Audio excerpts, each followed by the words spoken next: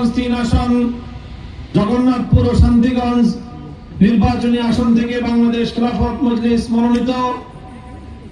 11 দলীয় নির্বাচনী ঐক্যের উন্মুক্ত মনোনীত প্রার্থী জনাব শাহিনুর পাশা চৌধুরী সহ সর্বস্তরের নেতা কর্মী, আমার প্রাণ প্রিয় ভাই বোনেরা, আমরা আজকে ঐক্যবদ্ধ হয়েছি বিগত 54 বছরের বাংলাদেশের যে লুটপাটের রাজনীতি, বাংলাদেশের যে গুন্ডামির রাজনীতি, যেই দুর্বৃত্তপনার রাজনীতি চলছে, যেই রাজনীতি বাংলার মেহনতি মানুষের সকল মেহনত এবং তাদের সকল শ্রমকে বিপন্ন করে তুলছে, বাংলাদেশকে কোনোভাবেই সামনে অগ্রসর হতে দিচ্ছে না, বাংলাদেশের ভিতর থেকে এই দেশটাকে ব্যর্থ রাষ্ট্র করার জন্য পরিচালিত এই অকেজ দুর্বৃত্তপনার গুন্ডামির রাজনৈতিক বন্দোবস্তকে বাংলার মাটি থেকে উৎখাত করার জন্য আমি বলতে চাই, আমার দেশের কৃষক, আমার দেশের শ্রমিক, আমার দেশের দিনমজুর,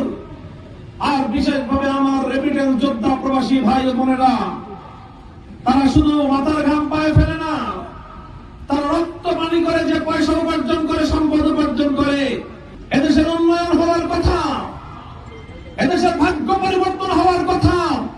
বাংলার মেহনতি মানুষের পরিশ্রম এবং তাদের উপার্জনের মাধ্যমে। কিন্তু দুর্ভাগ্যজনকভাবে আমরা অতীতেই দেখেছি, সব সময় দেখে এসেছি, রাজনীতি করা হয় নিজের ভাগ্য পরিবর্তন। গাড়ি ঘোড়া চলে জোরে, রাস্তায় দুর্ঘটনার শিকার হয়, আকাশে বিমান উড়ে, দুর্ঘটনার শিকার হলে বাঁচার উপায় নাই, লঞ্চ অনেক সময় ডুবে যায়, নৌকা তলিয়ে যায়, যাত্রীরা রেহাই পায় না। একমাত্র যানবাহন গোটা বাংলাদেশের সকলের সর্বশেষ আশ্রয়, সর্বশেষ ভরসা রিক্সা। শহরেও চলে রিক্সা,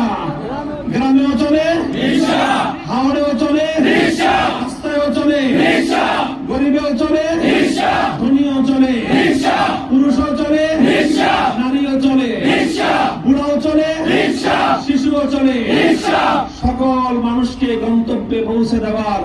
নিরাপদ যানবাহন রিক্সা। আপনারা সকলেই জানেন, আজ রিক্সা মার্কার সমর্থনে বাংলাদেশ খেলাফত মজলিসের মোহতরম আমির, বাংলাদেশের অবিসংবাদিত নেতা আল্লামা মামুনুল হক সাহেব আমাদের রিক্সা মার্কার নির্বাচনী সমাবেশে প্রধান অতিথি হিসাবে ইতিমধ্যে বক্তব্য রেখে গিয়েছেন। আমরা তার এই উপস্থিতির মাধ্যমে আশা করছি 12ই ফেব্রুয়ারি নির্বাচনে রিক্সা প্রতীক ইনশাল্লাহ বিজয়ী প্রতীক হিসাবে এই নির্বাচন এলাকার মানুষের মুখে হাসি ফোটাতে সক্ষম হবে ইনশাল্লাহ।